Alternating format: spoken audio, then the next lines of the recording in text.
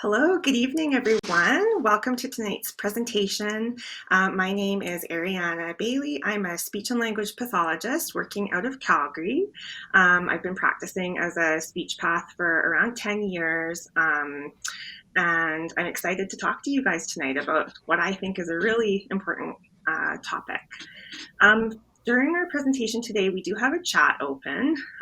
Feel free throughout the presentation to put any questions in there, and then we'll have a Q&A period at the end of the chat. I will introduce you to my colleague, Carrie Campbell, who's also part of this presentation today. Carrie, do you want to say hi? Hello, everyone. Welcome. So Carrie is also a speech language pathologist, and she'll just be helping out with some of the question and answer component. And we are ready to get started. So this presentation tonight is going to be looking at early engagement tips. And like I said, both of us are speech and language pathologists by background, but I think any of these tips could be useful for people from a variety of disciplines: teachers, psychologists, occupational therapists, parents, daycare workers, etc. And I just want to start off as well by introducing the collaboration between the Prairie Hub and Centre for Autism of Alberta. So the Prairie Hub is part of a larger initiative led by Pacific Autism Network, looking to bring high quality evidence-based information to Canadians. We're so excited to be a part of this initiative at the Centre for Autism. We are an agency that runs out of Alberta. We've been around for about 25 years, and it's our vision and our goal just to help empower autistic people to have meaningful lives and be empowered in the things that they're doing. And welcome. So we're going to focus our presentation today on tips that will be for younger children who have been either diagnosed with autism or kids that are suspected of going on to have a diagnosis. We know that when we're looking at that younger population, sometimes kids we may kind of query if they do have autism, but they may not have actually gone on to have that formal assessment yet. So everything that we talk about today, very appropriate for any child who you're kind of suspecting may have autism. Lots of the strategies that we'll talk about today are also very appropriate for any child in general. We're going to give lots of ideas of how to set the foundation for language and communication learning. Lots of emphasis on creating fun, engaging interactions that hopefully both kids and their parents enjoy. We're going to be looking at a model called the Early Start Denver model. This model is really focused on that promoting of social and communication learning within the context of like very connected social routines. And then we will have that time for questions at the end. So feel free to put them in the chat, and Carrie's saving them all up to talk at the end. So we'll start tonight just with a true or false. Hopefully the answer is obvious because after all, I did make this whole presentation on this topic, right? So, but true or false, a child's level of social engagement is related to how successful they will be at learning to communicate. It's not a test. You can answer in your head. And this one is true, of course. Communication is inherently social. We know that that's why we communicate, is to connect with one another, to share our wants and needs with other people, to form relationships, all of that kind of stuff. It's really an important early building block for kids when they're going on to learn things like their first words and how to understand the words that they're hearing. And then when we think about that in the context of autism, some of the things that we look for really early on diagnostically would be children maybe spending less time looking at other people, getting all that like kind of social information from people's face. They may be less responsive to their name. So that's one thing that parents will often pick up on quite early with children, is that, you know, I call their name and they don't turn and look at me, and they don't seem to notice that I'm talking to them. Another one is that differences or a lack of those early gestures. One thing that we often see in language development is emergence of that pointing gesture. So kids will point to things they want in the cupboard. If they know the cookies are high up on the shelf, they might point to tell their mom or dad to get the cookies down for them. Or if they see like a loud airplane fly overhead, they might point to call their parents' attention to the airplane. So gestures like that, waving, grasping upward like this to ask to be picked up, those are really things that go on to set that stage for language development. And what we see in autism is that there may be differences in the development of those gestures. Another one would be imitation. So this is often something that can be hard for kids, imitating body movements, imitating oral motor movements, imitating sounds. And so definitely that plays a big role in how they learn language and how they learn to eventually produce speech. We might see differences in sharing of emotion. And so it's very important to clarify here that we're not saying that there's a difference in that person's experience of emotion, but perhaps there could be a difference in how that child is able to share that emotion with other people. So sometimes we might see a child who is laughing, and typically you'd think laughing means you're excited or you're happy or joyful. And maybe for that child, laughing is a way of kind of conveying I'm overstimulated by what's happening. Or sometimes we see kids that they have a very kind of withdrawn or reserved kind of affect to them, and they may be having lots of emotion internally, but not necessarily sharing that with other people. Another piece of it could be that delayed onset of first words. And so often when you're looking at people when they first go to seek a diagnosis from their physician or from a pediatrician, it's something in this list that I've just provided that is causing people to go in and start to ask some questions about their child's development. So the reason that I want to look at these indicators is to think about how those might impact language learning and what can we do to sort of provide that child with some additional support in these areas. So another question, or sorry, yes, all these features will definitely impact how easily the child will learn communication and social skills. So true or false again, children with delayed language and social skills are spoken to and interacted with less than other children. And the answer, I'll give a caveat for this one. The answer could be true sometimes. We would hope that it's not true, but I think it can be kind of a side effect sometimes of children who may not verbally respond as readily to people around them. Sometimes the people that they're hanging out with may not initiate those interactions as often, just because the child doesn't seem to be showing that they're responding or enjoying it.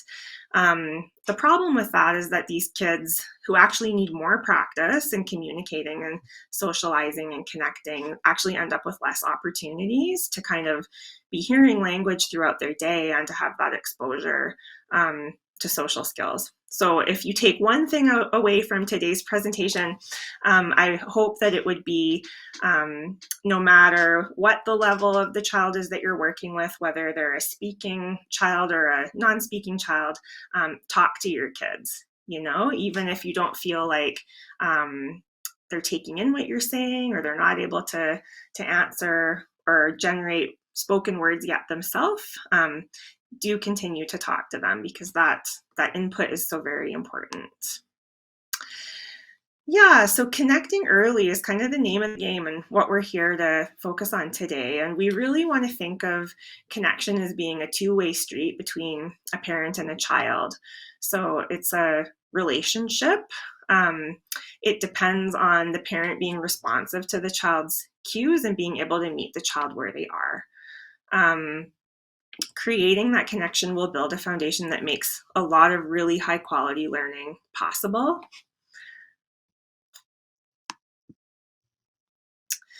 And we also want to think about, we know from research that children who are young, so that under 5, under 4 age group, have some things about them and about their brains that make them really amazing learners. So little children have a very rapid learning capacity. Their brains are just totally hardwired to be learning through interacting with their environments and through interacting with people. Their brains are very neuroplastic, which that's a fancy jargony word of saying their brains are capable of change. And so it means that, every experience that they're having is teaching them something new. And so we need to really capitalize on those early years to make sure that we're giving kids all the input and all the ingredients they need to go on to develop those skills that we're looking for them to develop.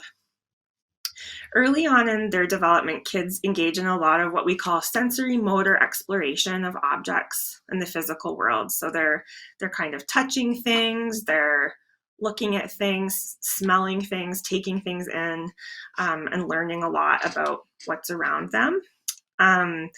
As they learn, they are forming and testing hypotheses about the world. So I know, often in therapy, we talk about the importance of consistency. And that really is because the way kids learn is by making a little hypothesis. They're like little scientists. So they have to make a little hypothesis in their mind and then try it out again and again and see, is that still true? And so as adults working with these kids or as parents, we want to make sure that we give them as much good, high quality information about these little experiments they're doing as possible. So consistency really helps with that piece.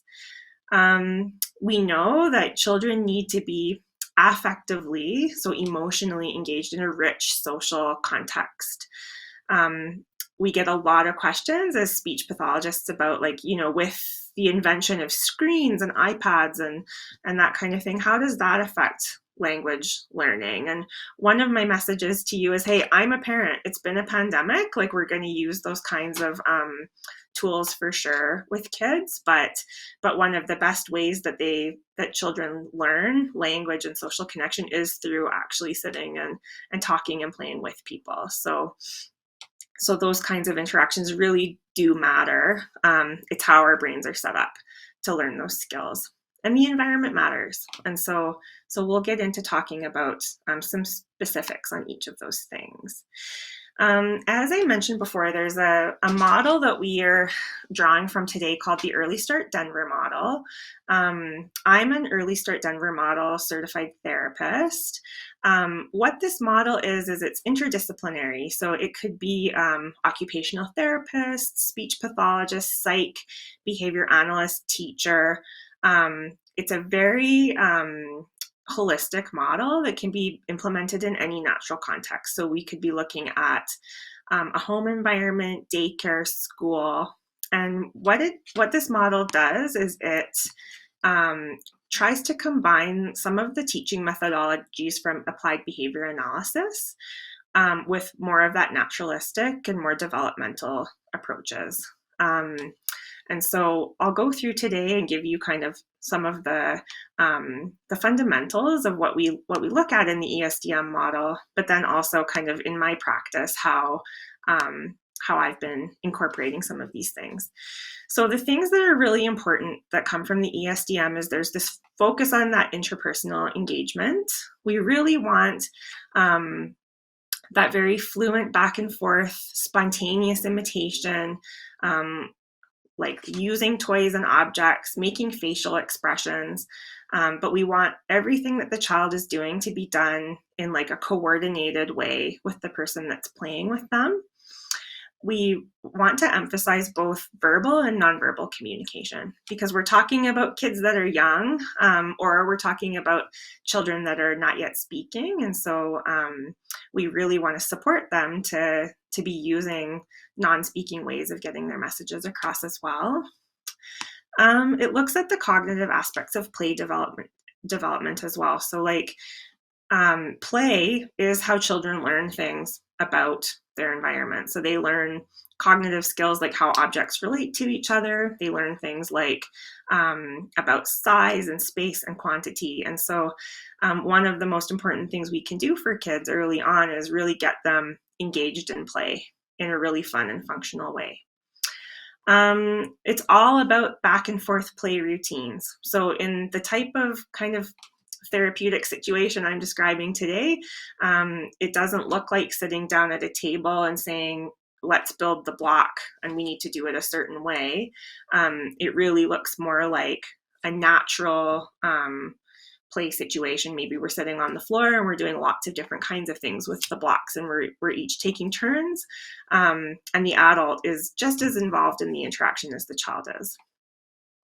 And then incorporating parents as key members of the team. I think that's a really key thing to highlight here. So we want to look at what kinds of strategies can we use, not only in the context of a therapeutic situation, but then also in more natural or routine situations. And we know that children spend the majority of their waking hours with their parents and with their families. And so because consistency is what we're going for, we get the best results when we have as many people doing the same things with kids as possible. So hopefully today, some of these strategies that we'll talk about will be things that feel possible to implement in kind of like real life, not just the therapy context. We want that emotional coordination with kids, and we really want that responsive relationship that goes both ways. So adult to child, child to adult. We want children to learn how to be rewarded by social interactions. And I know that that's not always how children present when they first start, and we'll talk about that today, how to get in and find that way in with some of those children that are more reluctant at first. But at the end of the day, our goal with all of this is to get that enjoyment.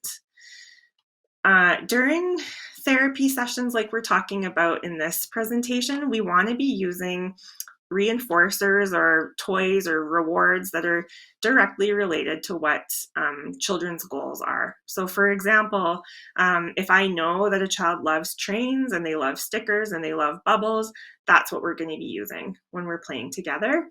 I want the child I'm working with to have a lot of choice so that they feel autonomous and like they have a strong say in what's going on. And then this is really key here too, this idea of interspersing previously learned skills with new skills. So we're working with very young children. And I think sometimes as adults, we can get into a mindset where we start thinking, learning things has to be like going to the gym. It has to burn in order to be effective. And what we want to do in therapy with kids is we want to make sure that we're keeping them successful so that we build that confidence. So practicing lots of things that we already know that they're quite good at, and then we just put a smaller number of things that are newer to them, so that we don't create a situation where there's high frustration and high anxiety during our sessions. We want kids to feel really confident and empowered when they're playing with us. And then reinforcing attempts. So during this kind of socially connected interaction that you're having, we're less concerned on if kids are doing things perfectly. We're more concerned with, did they do it by themselves? So we would take, for example, if we're teaching a kid to do a sign, we would take some kind of approximation that looks reasonably close to that sign that they did all by themselves. That to us is way more important than if they formed their hands exactly like how we wanted the sign to look. And then last, there's this idea of shared control. This is another one that I see sometimes being difficult for parents and for therapists too. We have this idea that to be a good teacher, you have to be in control of the activity and you have to be the one deciding what the child's going to learn and what they're going to play with and how the interaction's going to roll out. And so I hope as we talk today, we can start to think about this idea of shared control so that it's more of a relationship. And there are moments where the child is the one leading the interaction, and then there's moments where the adult is leading the interaction. So, the ultimate goal with all of this is to think about bringing the child into coordinated, interactive social situations for more of their waking hours. Um, because we know the more practice these children have, the better. The more people doing the same kinds of things with them, the better. We want to give that intensive teaching to fill in any developmental gaps that may exist for them.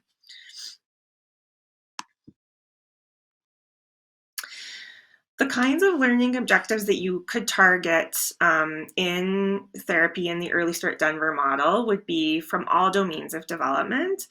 Today, we're going to focus more on like the social and communication and a little bit of imitation aspects of development.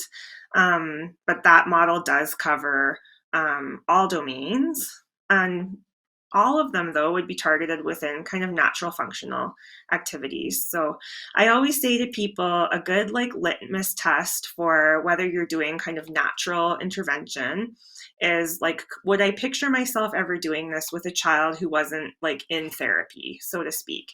And if the answer to that question is no, then I would question, do we have to do it that way?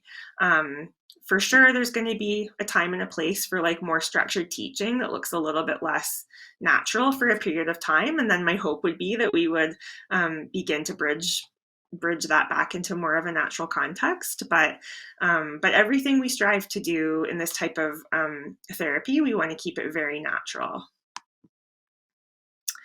Okay, so we're going to get into talking about strategies that promote that engagement.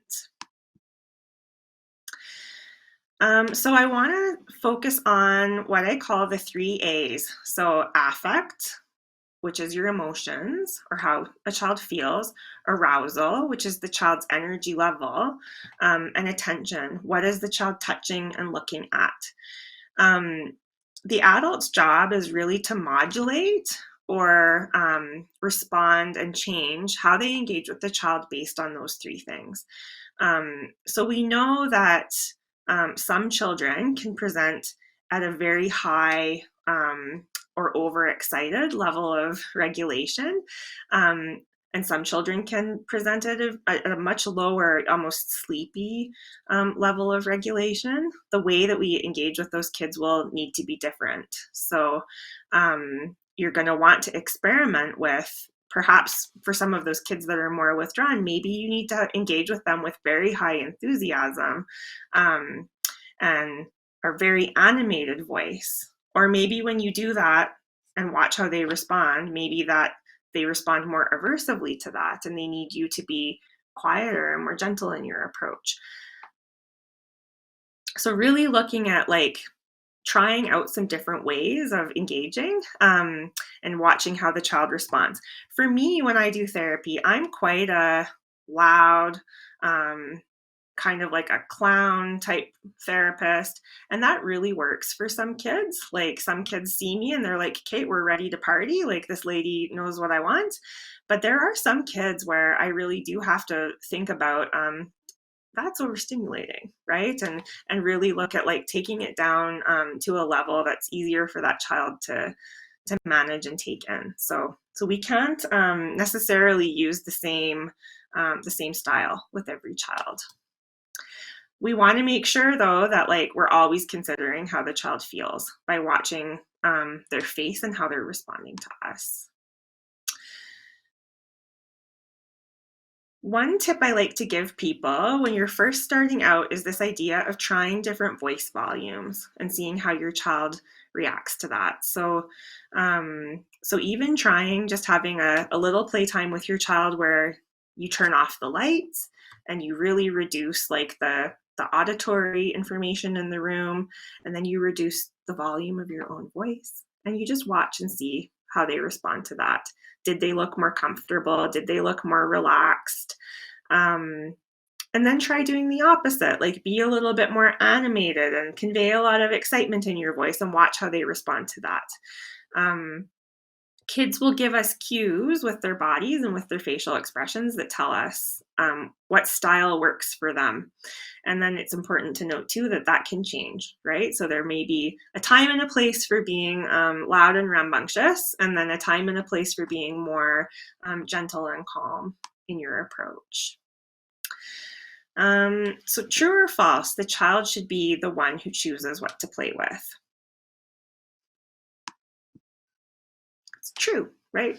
In this type of interaction that I'm describing right now, letting the child choose ensures that you're playing with materials that are motivating for them. And the reason that we want to do that is because we want them to feel like they want to be there and that they're having fun and that hopefully they'll stay and play for longer so that we can take some of those learning objectives that we need to teach them and embed those within that interaction with that thing they really enjoy. Another true or false, it's important that the adult is the one in control of play. They should be the one directing the child's actions. This is a tough one. It's a tough one, right? For so many of us. False. What we want to try to do is establish that shared control within those highly motivating activities where both partners are taking turns directing and responding. A little caveat to this, absolutely there needs to be times where it's not shared control. So for example, when you're learning how to cross the street, that's not a good time for shared control. That's a good time for adult control. Maybe when you're learning to brush your teeth, maybe that's a better time for adult control. But what I'm talking about here is more of trying to have that shared control within those socially connected play routines. Yeah, so how to join play. Sometimes I have clients that I'm working with who are very reluctant to allow other people to even touch or engage with the items that they're playing with. So these would be the kind of children who, when you try to sit with them and play with them, they move away from you. They give you lots of signals with their body language that mean go away, or I don't like what you're doing. Often you'll see, I call this the defensive arm. So, when kids have a toy they really like, but they're putting their arm up to make sure that you're not able to touch the toy that they're playing with. So all of those kinds of clues that kids are giving with their body language are what I call red light cues. So essentially, those are things the child is doing to tell you, no, not right now. I don't like that, go away. Because what we want to work towards is getting into this really nice, coordinated, connected play routine with children, we need some steps to be able to get there with lots of kids. So often I will work through the steps that are provided on this slide. So often with kids, I will start by sitting near the child. I really recommend, like, when you're first getting to know a child, try to sit side by side and just be there close to them, kind of showing them, hey, I'm a trustworthy person. I'm not going to grab all your toys and be obnoxious and force you to take turns with me right off the bat. I'm going to sit with you. We're going to hang out, and I'm going to show you that I'm an okay, safe person to be around.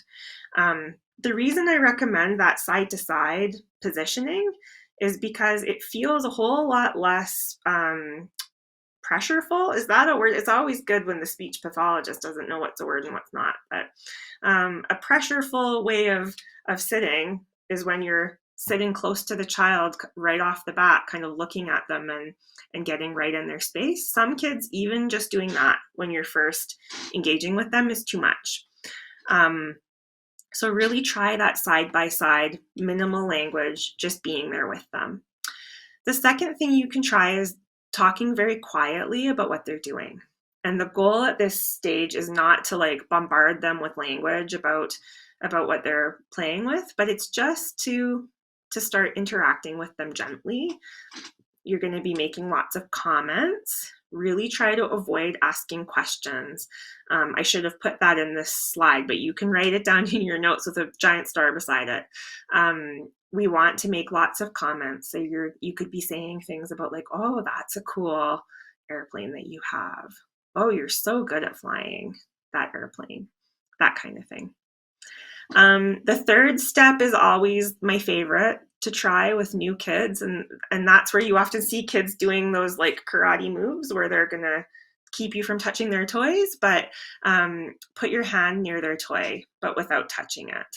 So lots of kids have had many experiences with other children grabbing their toys from them, or adults sometimes grabbing toys from them. So you want to show that you're to be trusted. So you just put your hand closer to them, but you don't need to touch their toy. And then as long as they're looking like they're comfortable with that for a period of time, you can start doing very predictable touch. So that would look like, often I'll count things. So let's say you have a child who is really focused on lining up blocks. I put my hand near the blocks, and if they look like they're sort of okay with me doing that, then I might start counting the blocks. And so I would just touch each one. 1, 2, 3, 4, 5. Wow, you have 5 blocks. That's so cool. You could label colors. Ooh, an orange one. You could talk about what they have, but you're not going to pick up and take anything that they're touching at this step. If they look like they're okay with that and you're still getting a green light, then you can start to be a helper. So being a helper means that you're helping them with whatever their agenda is in that play. So you could pass them something that they need, or you could do the same thing they're doing with a toy. So in that example of lining up blocks, what I might do is pick up a block and hand it to them so that they can be the one to line it up. Or maybe I could try being the one to place the next block in the next position in the line that they're making. So at this stage in number 5, I'm not looking to disrupt or thwart their play in any way. If they're still looking like they're okay, then I might be able to pick up the toy and take a little turn. And then if they're still looking okay with that, perhaps I can pick up the toy and do something slightly different. Sometimes between step number 6 and step number 7, we really have to break it down even further. So I've worked with kids where they were totally okay with me picking up the block and putting it in the next line of the line they're making. But then if I tried to pick up the block and put it on top of the block in the line, that would cause them to become really upset. So in that situation, you could add a little small difference by maybe the difference is going to be how the block gets there. So instead of just moving it over there, maybe I'll fly it over to the next spot in the line like an airplane. Or I'm all about funny sound effects in my therapy, so maybe it'll be a kind of a sound. I'm still following what their plan is and what their agenda is, but I'm making it a little bit different. The most important thing with these steps is to make sure you're accepting feedback at each step. And if you're getting a red light, it means you need to walk it back a little bit until they look comfortable again. Your goal is to be trustworthy and openly accepted into play. You're not forcing your way in, you're looking for an open door. And so setting this foundation early on, especially for little kids that are very new to these kinds of interactions, is really, really important. Yeah, so we'll talk about this strategy of stepping into the spotlight. So this goes back to attention, one of the 3 A's that we were talking about a little bit ago. We know that kids can really struggle with shifting their attention. And so we have to make sure that to be good teachers, we need to be the thing they're paying attention to. So there's this strategy called step into the spotlight. So what you want to do when you're stepping into the spotlight is you need to first find the spotlight. So what are they touching? What are they looking at? Number 2, you're going to step into the stage. So you're going to position yourself in front of them. Step number 3, eliminate the competition. So maybe you're going to turn off the TV, turn off music, close curtains, make yourself the most exciting thing in the room, and identify your child's comfort zone. So how close can they handle you being? Some kids are very sensitive early on to having people really close. So you might need to experiment with how far away you are. I think usually most kids are kind of okay if you're about 3 feet away from them, and any closer than that starts to get a little bit uncomfortable for them. And we also need to think about how long are we expecting kids to pay attention to us. So kids that are just learning to kind of step outside of their own internal world into connected interactions with other people, they may need to do that for just a short period of time, right? So I always encourage people to go for quality over quantity. So if you can get a really good, meaningful 30 seconds with a child where they're looking at you and smiling and paying attention to you, I prefer that way over a longer interaction that ended in crying and upset. Because really what we're wanting to teach kids is like, it's okay to come out of yourself and play and connect. It's going to be fun. And so if we keep it right at the right level, it's making it more likely that they're going to want to do it again. And then joining in on play by following their lead. And that's where you get that shared control component. This is one of my favorite strategies. So finding the smile.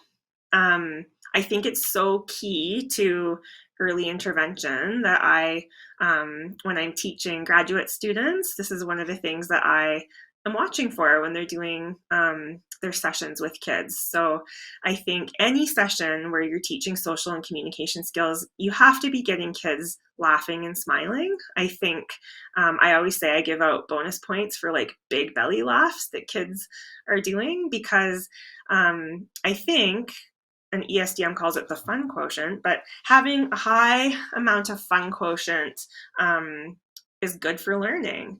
So kids will learn faster.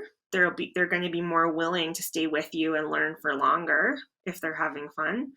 You're going to have more learning opportunities because you're going to be spending less of your time when you're playing with that child trying to correct them and keep them from escaping. If you've got a high fun quotient, they want to be with you because you're where it's at. There's also some research that indicates that having fun and laughing and smiling aids in the learning and memory process. And it helps communication to develop because we're helping kids talk about things that they care about.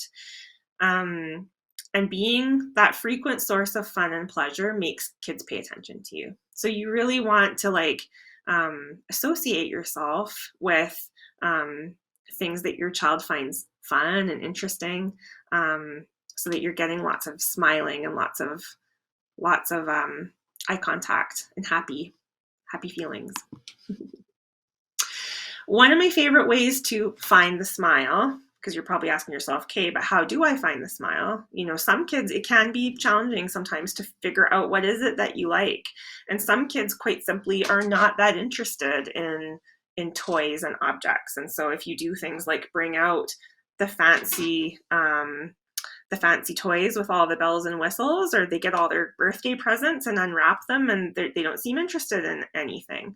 And sometimes those are the children where this is really where we need to start. So looking at building those, what the jargony word is, sensory social routines with people. All this means is activities where the focus is on the interaction. There might be like a movement component or a component that involves the senses, where there's lots of communication opportunities. So this is just a list of some of my favorite ones, but there's many, many, many more. Actually, if you have an amazing idea of a song you sing with your child or a sensory routine that you use with your child, put it in the chat, and we can start a little list of all your great ideas. But horsey rides, for those of us who have strong backs, this is like maybe a good one for dads to do. So fun for kids to be like, they can get on the horsey, they could be piggybacked around. And then we can have an opportunity to learn to communicate if daddy stops the horsey ride. Then they can tell daddy with their body language to go, or they can make a sound or do a gesture. Blanket swings I use in my practice all the time. So often when I'm first meeting a family, I will do blanket swings in that first session because most children do really like blanket swings. So how you do a blanket swing is you get a nice strong blanket, not a blanket that's like a crocheted special one that's like a family heirloom. Don't use that blanket. You want your blanket that's a nice tough blanket. And then you're going to have the child sit down on the blanket so you can practice following directions, like sit down, and they're going to sit. And then two adults have to do the blanket swing. You're each going to hold the two corners of the blanket and then be able to swing the child. Love blanket swings because the child will be positioned so that they can really see and connect with one of the adults' faces. And so that adult can be responsible for paying attention to their body language and like, are they enjoying this? You can pause the blanket swing and then have them ask for more. Creeping fingers. So like often I'll pretend my hand is a spider and then crawl at different places toward the child and then tickle them. Chase games can be really fun. Sometimes I like to chase kids with the blanket. I swear you could do a very productive session just with a blanket. But you could take the blanket and you could run after a child and then do a gotcha game where you catch them in the blanket and then give them some squishes or deep pressure.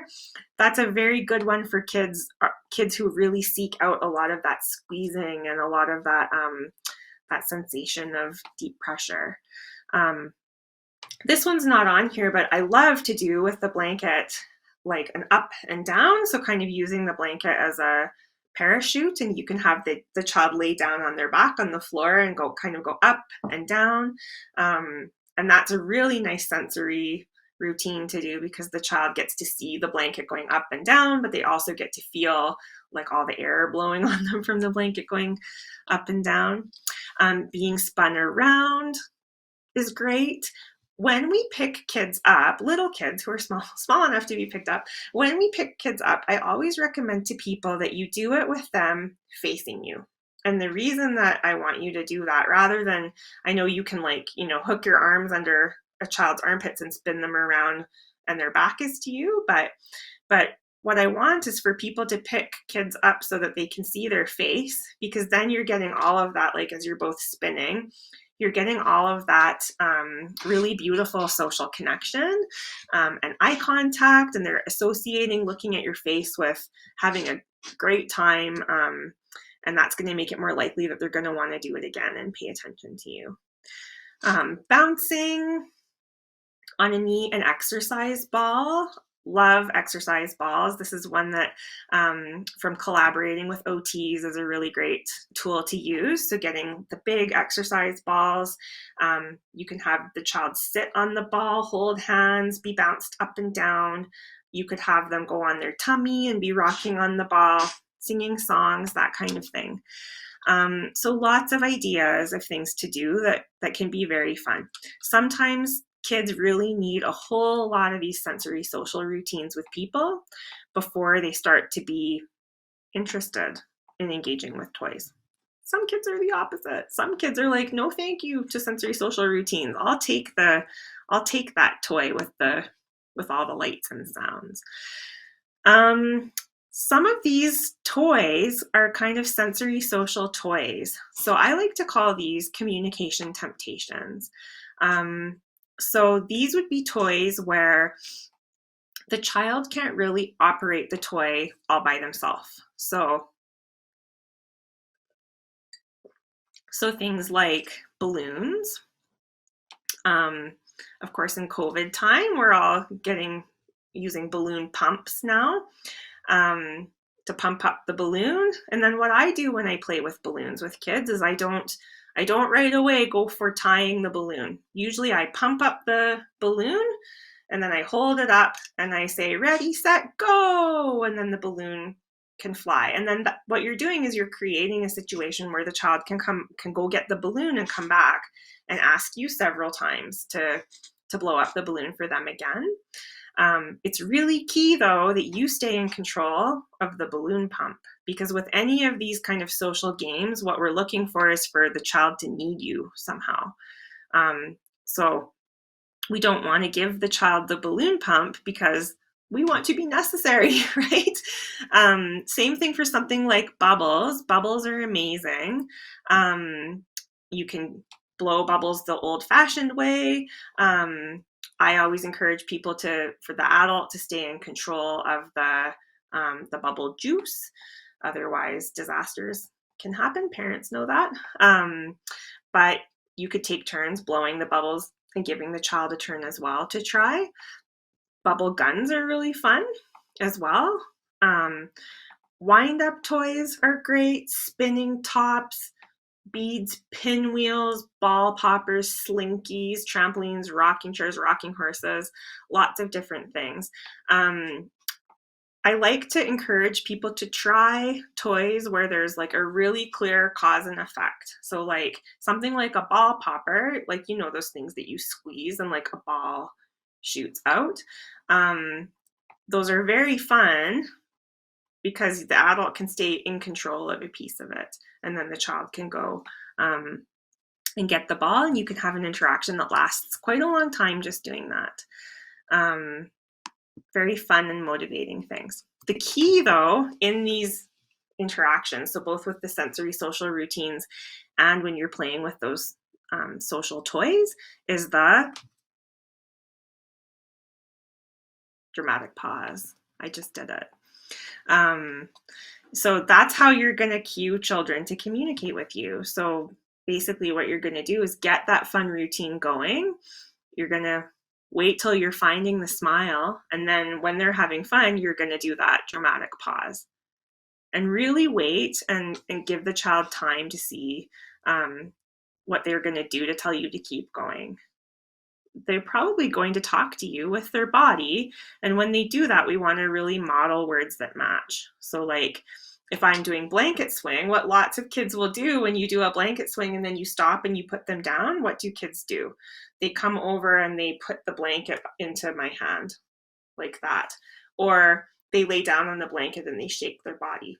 So when they do those things, I'm going to model language like, oh, swing, more swing. Okay, and then we pick up the blanket and we do it again. Okay, another test for you. True or false, body language and gestures are developmental precursors to spoken words. I gave you all the answers. It's true. True. It's very important to pay close attention to what children communicate using their eyes, faces, body movements, gestures, and sounds. So even for children who are not yet speaking, they're definitely communicating. And so it's our job as the people supporting them and working with them to make sure we're really watching what kinds of messages they're putting out there. So could be eye contact, could be gestures, could be handing you objects. Chances are they're doing quite a lot of different things to tell you what they want you to do. And I call that, not I call that, ESDM calls that, and I call that talking bodies. So talking bodies are something that we really want to nurture and encourage, and we want to model language that matches what the talking body is telling you. And really that modeling piece is so, so important. I think this can be challenging, especially for parents when children are not yet speaking. They kind of feel like I'm doing all this talking and talking and talking, and I'm not hearing anything back. But I really want to encourage a lot of modeling because your child might need to hear words many, many, many times to make that connection. Actually, a parent was telling me last week that they went to a different seminar with a different therapist, and that therapist was talking about how language modeling is kind of like a sand timer, and that each time you model a word, you're putting another kernel of sand into the sand timer. And so that gives just such a nice visual for like each time you do it, it might not seem like it doesn't seem important, like it's having a big effect, but it's that idea of like building up over time and eventually filling up that child's bucket so that they can then communicate that word themselves. Gestures. So we also can teach children gestures. So things like waving to greet people. I often like to teach kids to do high fives. High fives are really easy to shape into waving by you can do the high five with the child and then kind of shape the hand into a little wave like that. Handing objects to request for help. So this is a really good one for especially kids who might be using distressed behaviors to convey some of these messages. So sometimes when I first am working with a child, I might see them make an attempt to do something that's hard and then get really upset and throw the item. So a perfect way to get around that situation is teach them that instead of throwing it, I could pass that object to an adult. And then the adult's going to model help and then help the child with that. So that could be a very appropriate thing to do. Like if the child's having trouble putting on their shoes or opening their granola bar or operating a toy that's hard for them to do themselves. Another one that is really good to teach is this gesture of pushing away unwanted items. So sometimes kids will use other behaviors like upset and distressed behaviors to show that they don't want things or they don't like things. And so that can look like crying, it could look like dropping to the floor, it could look like taking whatever item you just put in front of them and throwing that, or often kids will do that during mealtime routines, right? If they're presented with their broccoli, they might take the broccoli and chuck it across the room. A good thing to model and teach instead is for them to gently push away an unwanted item. So so you're showing them that you can say no. And I would model no and shaking my head when I do that so that they understand when you do this, people will understand that you're saying no. Another really good one to teach is that reach to request or pointing to request. Lots of kids that we work with early on will take adults by the hand and they'll lead and guide them around. Like for example, lead and guide their mom and dad over to the pantry to get their granola bar. A perfect thing that you can do in that situation is go get what they want and then show them to point to it and then model that word. So granola bar. Because then that child will start to learn that they can boss people around and show people what they want by pointing, and it's much easier for them. And then also raising your arms like this. This is a really common early gesture for kids, but raising your arms like this to be picked up. So this would be a perfect gesture to be practicing when you're doing a game, like maybe dad is picking up the child and like spinning the child around. You could model the word up and then show the child they can put their arms up and then pick them up and spin them around again. Okay, another true or false. Children who are not yet speaking need to hear long, complicated sentences during play. False. It's much better to model language that is just at or slightly above the level of the child, and that's called the one more rule. And the reason that we recommend that is because it makes it easier for that child to start to copy you. So with language modeling, what we're looking for is really more of quality language that matches what they're paying attention to and what they're trying to communicate with their body language.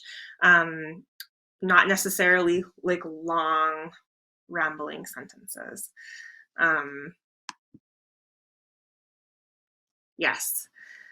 Okay, do what I do. So this part is going to focus on imitation. Imitation is such a critical skill for kids to learn early on because it's how they're going to learn so many different kinds of things.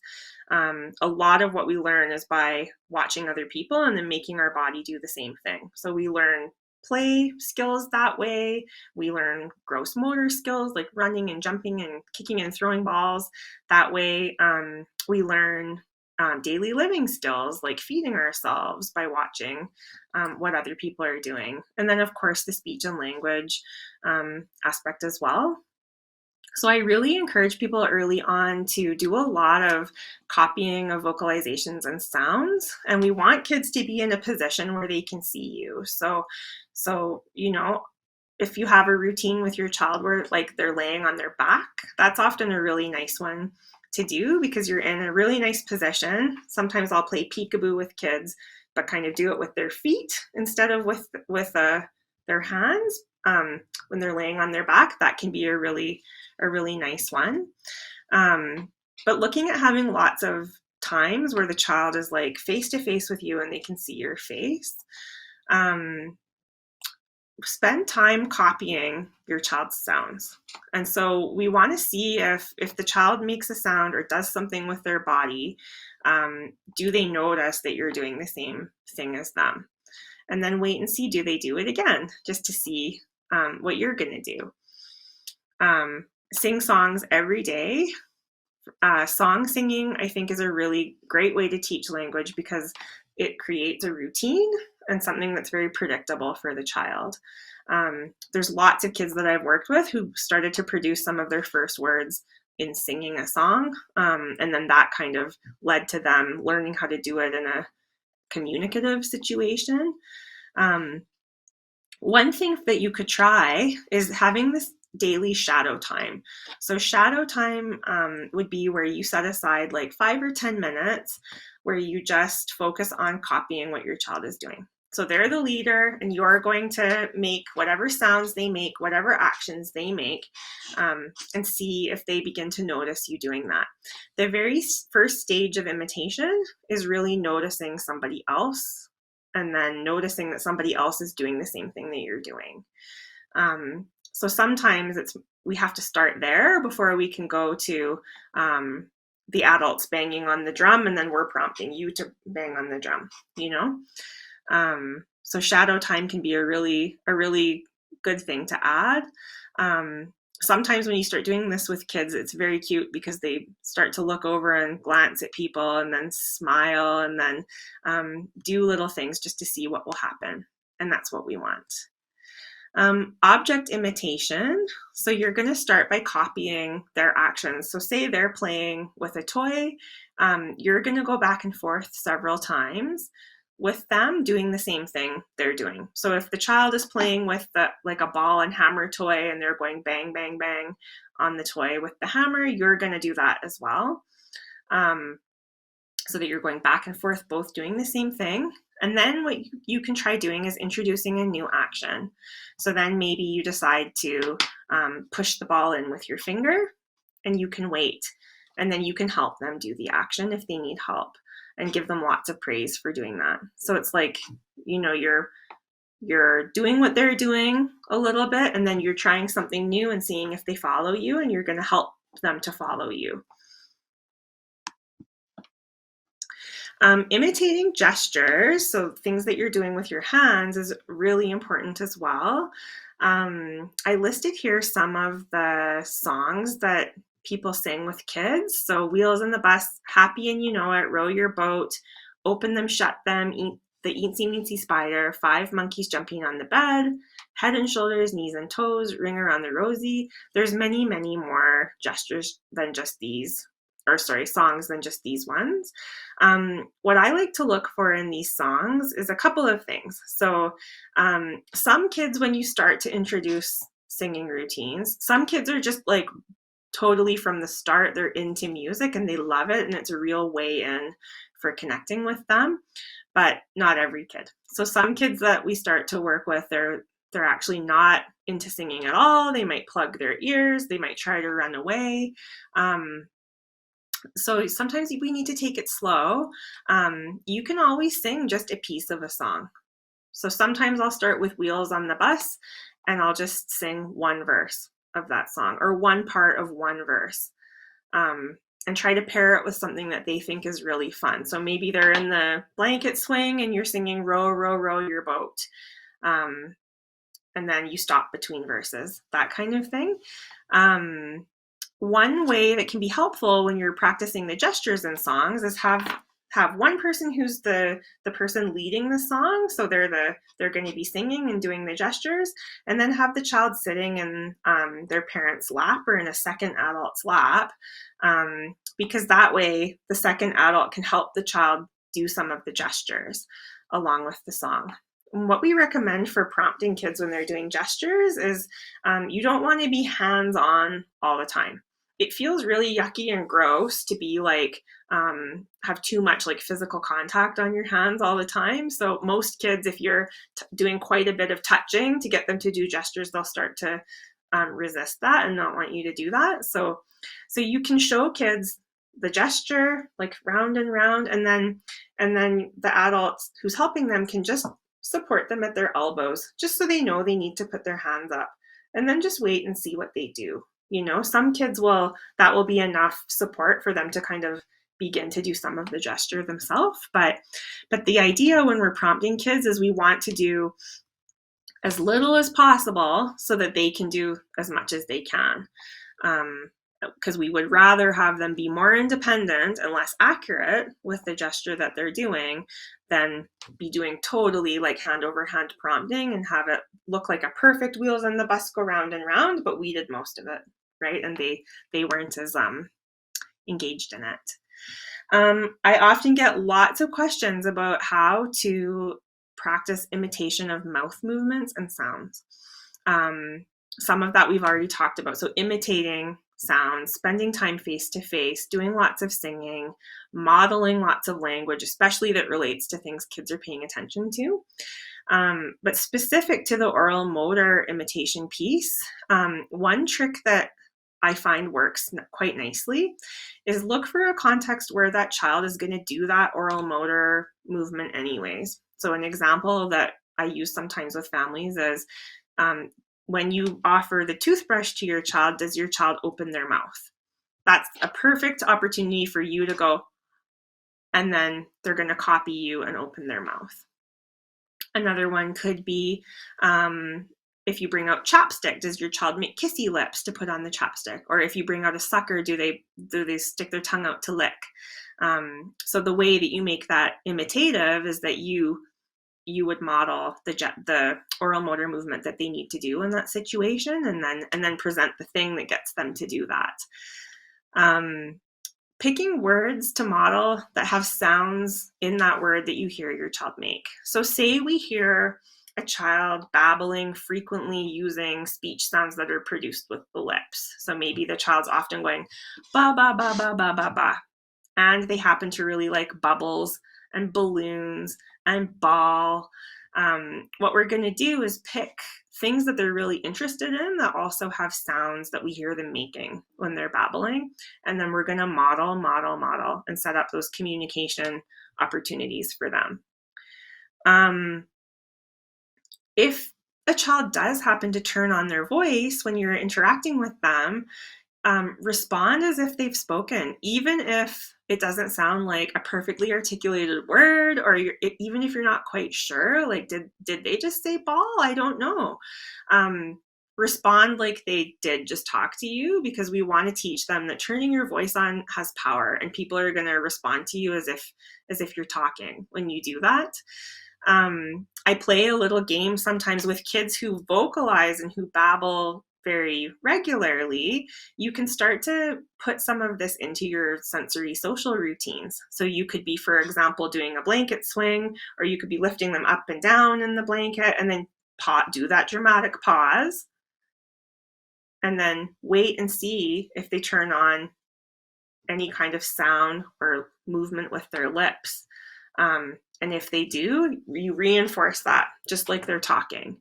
So that you're showing them that when you make a sound, I'm going to do it again, and you're going to get another turn on the blanket swing. Yeah, so reciprocity, it takes two to tango. So we really want this idea of back and forth and turn taking present in every single interaction with kids. You, as the adult, are just as important in the interaction as your child. And so the way the interaction feels to you is is relevant, right? So we want adults who are playing with kids to think this is a fun interaction, and it's rewarding and enjoyable for the adult too, because that same energy, I think, can be also conveyed to the child. I had one more thing to say on that, which is I think it's really important, because if we make all of our teaching opportunities with kids feel too drill based or too dry and uncomfortable and challenging, it's not just frustrating for the child. It is frustrating for the child. They're not going to want to play with you, and it's going to be harder to teach them. But it's also frustrating for adults too, right? Like, we have more fun when the kids that we're working with are enjoying themselves. And so I think it's important for both parties for it to feel like a more fun and connected interaction. That's how you get parents feeling like it actually is enjoyable to bring it into their routine, rather than something where they know it's going to result in like crying and upset, distress behavior and that kind of thing. Okay, true or false, you should spend more time working on skills that are very difficult for the child because they need the practice. This is such a tough one for many of us, but it's false. What we want to do is intersperse the easy tasks with harder tasks. So we can't make everything that we're asking kids to do be the very most challenging skills that they need to learn.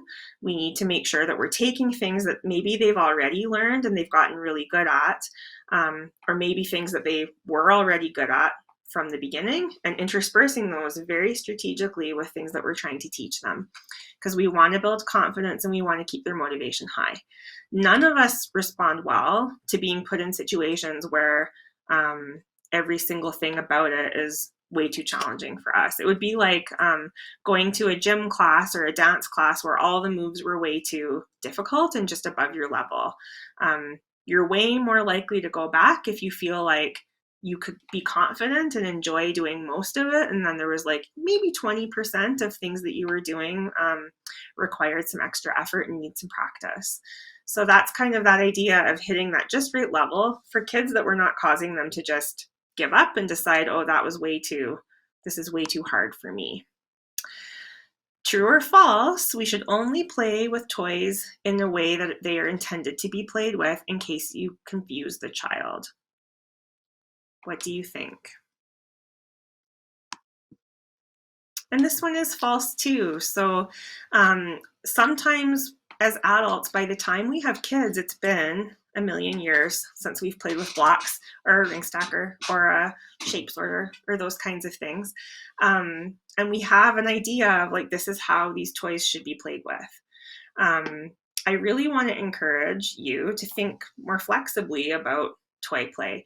Yes, it's important for kids to learn the cognitive skills involved in like putting the right shape in the right spot in a shape sorter.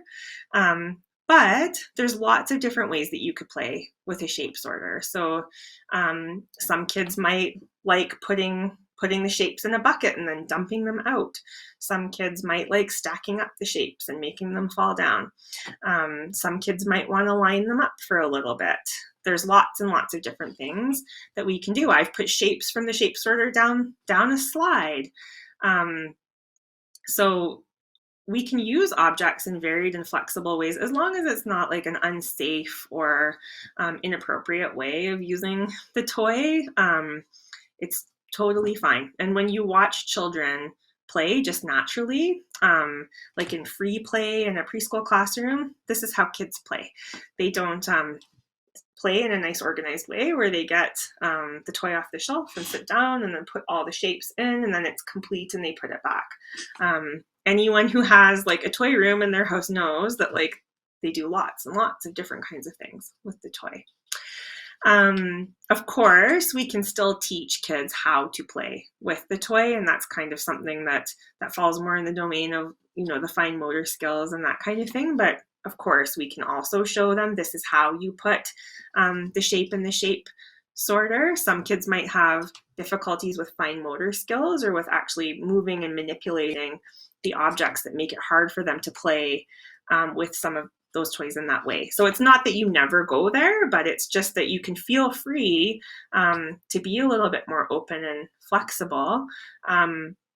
One of the biggest reasons that I suggest doing this is that it makes your interaction last quite a bit longer, because you could have a really short play routine just with putting in the shape sorter and then it's done, but you can make it so much longer if you do like a variety of different things with that toy that you're playing with.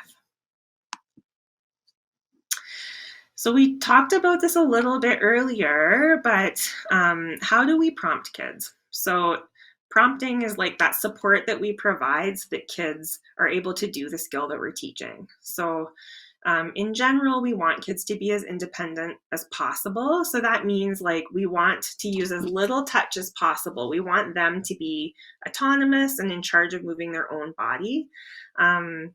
Independence is more important than perfection, and we're going to accept approximations. So when you're working with kids, it's okay to wait. You could perhaps start by waiting for them. Say you're trying to get them to do a gesture, you can wait. You could give them a little prompt to their elbow to get them to move their hand. You could then, if they still don't do it, you could support them at the elbow. And then if you need to, you could gently get them to do the gesture themselves. I would never encourage somebody to be doing like lots of physical prompting with somebody who is resisting or pulling away from that. We don't want to teach kids that when you're singing a song that you're gonna have lots of like aversive touch done to you. We want to teach them that singing the song is fun and enjoyable, right? We also want to teach kids that even though you're a small child, your body is your body. So it's not appropriate to always have people touching and moving your body for you. You're a person who deserves to be able to move your own body by yourself. One suggestion I give people when you're playing with toys is to see if you can have the child touch the toy and you're also touching the toy, and that's how you're prompting them to move the toy. So an example of that would be if we were doing a wooden inset puzzle, the puzzles that are like a shape cutout style with the handle, the adult could hold part of the puzzle and then allow the child to hold another part of the puzzle, and then you're moving the puzzle piece with them. So when you do that, you don't even have to touch them. You're moving the object and their hand is moving with you. That can be a really nice way to prompt as well. True or false? So during transitions, it's better to encourage a child to walk on their own, even if the transition takes longer. So I would say true for that. The more actively engaged a child can be in moving their own body, the more they're learning in those transitions. A lot of learning for children happens in transitions. So when you're setting up activities, when you're cleaning up, when you're changing spaces, young children are like their whole day is really spent learning how to cope and manage and understand transitions. So unless, sometimes I totally get it. There's a time constraint involved, and these are little people, and we need to pick them up and maybe move them, if we're late for the doctor's appointment, pick them up and put them in the car. But when you have time, I think the transition itself is part of the learning. And so I really encourage people like in more of like a therapeutic situation, like I would way rather have a transition that takes 5 minutes, where a child is moving their own body and walking toward the space they're supposed to go all by themselves, than picking up and moving them, right? So yeah, that's why we're there, is to teach that skill. Yeah, so in summary, promoting enjoyable, socially connected interactions is very important for young children.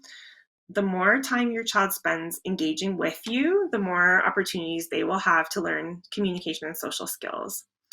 So we hope that these tips and tricks will help make the play that you're doing with your child more fun and successful. And that's our presentation today. We will move to the question and answer component.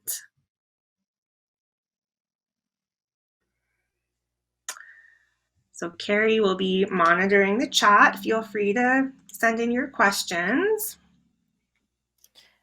Perfect. Can you hear me, Ariana? I can hear you. Okay, so one question is, how do I figure out what my child is interested in? Yeah, and I think this is one that's very important, especially early on, is like just learning about your child.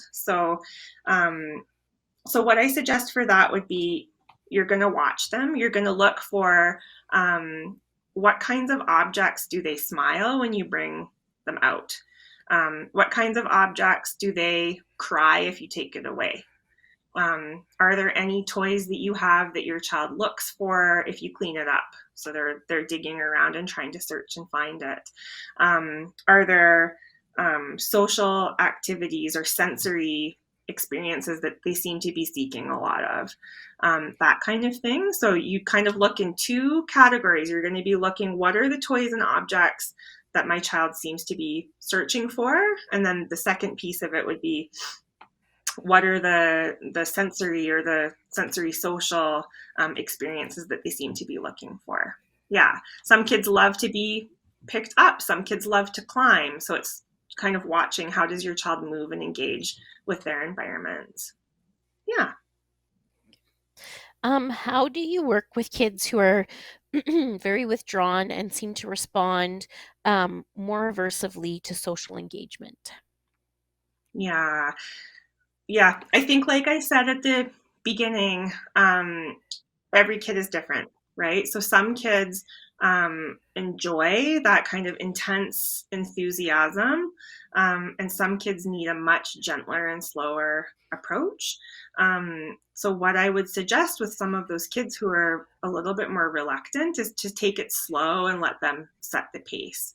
So, you're going to like refer back to those 5 steps or 6 or 7 steps that I had laid out, and think about starting very slowly. And I would much rather have a successful experience with a child like that, where you're sitting with them and maybe just talking about what they're playing with, and building some trust and doing that for a period of time um, before you, like, I would never advocate pushing them to like way beyond their comfort zone. I think if you do that, you're going to end up in a situation where you're stressing them out more and they might be crying, and you're teaching them the opposite lesson of what you want them to learn. You're kind of teaching them that engaging and playing with people is uncomfortable or scary, when what we want to teach them is that engaging with people is safe and they can trust you and it's fun. Can you give an example of like how to support with transitions, maybe when those present as a bit more challenging? Absolutely, yes.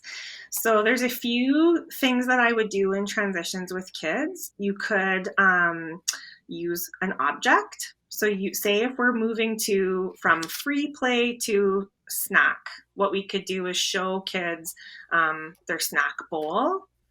Use very clear language. So you say something to them like snack time, and then what we try to do is like we can physically guide kids over to the table, but we want them to be the one doing the walking. So some kids will be totally fine to follow you or hold your hand when and walk over to the table, and then you sit down with the bowl. If you're working with a child who needs a little bit more support, then what you would be wanting to do is be kind of guiding them from behind. So you could be kind of tuck your hands under their armpits and be walking with them from behind.